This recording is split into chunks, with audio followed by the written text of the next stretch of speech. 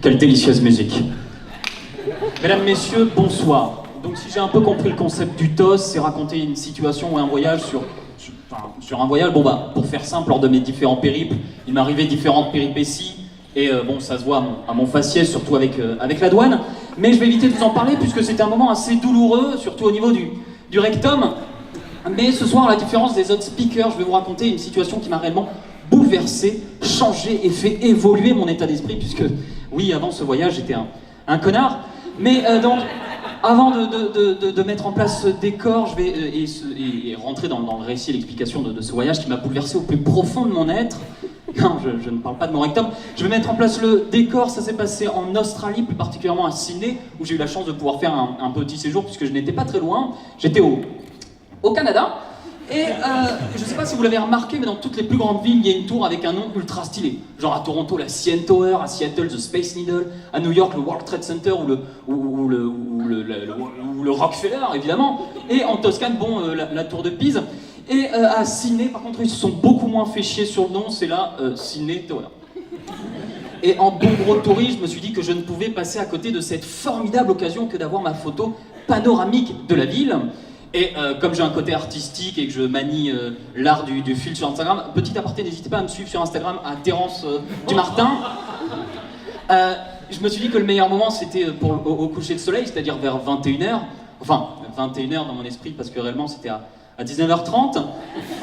Et donc comme je me suis dit que j'avais le temps, ben, j'en ai profité pour faire le touriste et aller visiter cette magnifique ville, c'est-à-dire en prenant des photos des statues, des plantes, de l'architecture. Les minutes défilent, les heures passent, je voyais le ciel s'assombrir. Bon, à ce moment-là, je me suis dit que c'était simplement un nuage.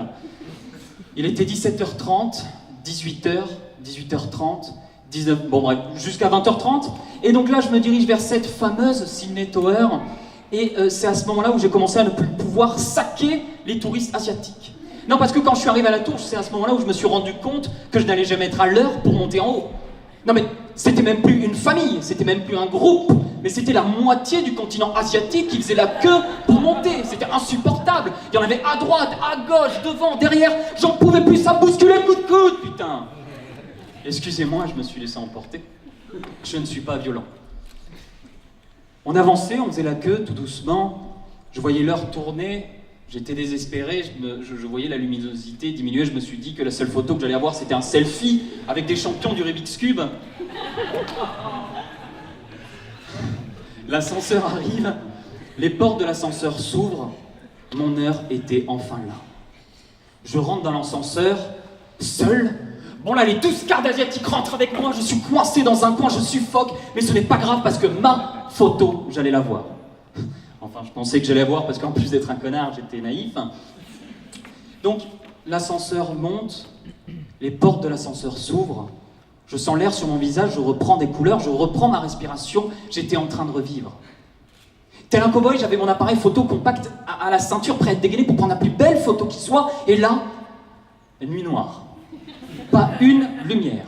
Non mais pas une putain de lumière. Donc désespéré, en haut de ma tour, je tourne, je fais le tour, ça rime, je suis poète et je vous emmerde. J'essaye de prendre quelques photos, mais le pire dans tout ça, c'est pas le fait d'avoir loupé le coucher de soleil, parce qu'encore, j'aurais pu avoir la ville illuminée. Le pire dans tout ça, c'est qu'il y avait des nuages. Je ne voyais que dalle. Donc désespéré, je continue à marcher, et je vois au loin une personne qui est en train de prendre en photo un écran. Bon là, la première réflexion, tout bon français, je l'ai insulté, je lui dis qu'il était complètement con. Et non, parce qu'en fait, il devait être sacrément désespéré parce que prendre en photo un écran, ça passe, une seule, c'est correct. Mais le mec était devant l'écran en mode rafale. Il était sérieusement désespéré. Donc, étonné par une telle stupidité, je m'approche vers lui, et là, en fin de compte, je me rends compte que ce mec était ultra brillant. Parce que même si on ne pouvait pas prendre de photos de l'extérieur parce qu'il faisait complètement noir, le gars avait remarqué qu'il y avait un écran où défilait un PowerPoint avec des photos de photographes professionnels du lieu. Mais c'était incroyable. Et estomaqué par une telle intelligence, je m'approche vers lui et je lui dis d'un anglais des plus parfaits « It's very intelligent to take pictures of this écran ». Voilà, il a tout de suite compris que j'étais français. Et il m'a répondu quelque chose, mais malheureusement je ne m'en souviens plus exactement. Puis on a commencé la discussion avec cette phrase que tous les globetrotters se posent. Tu viens d'où? Et tout en prenant en photo l'écran. Ce gars que j'ai jugé allègrement, sans aucun scrupule, s'est avéré être un mec ultra cool. Parce que le soir même, on est allé manger ensemble. Le lendemain, il m'a amené visiter les meilleurs spots qu'il avait pu trouver. Il m'a même amené le lendemain visiter le parc olympique de Sydney. Ce mec que j'ai jugé s'appelle Jean-Baptiste et c'est devenu un super bon pote.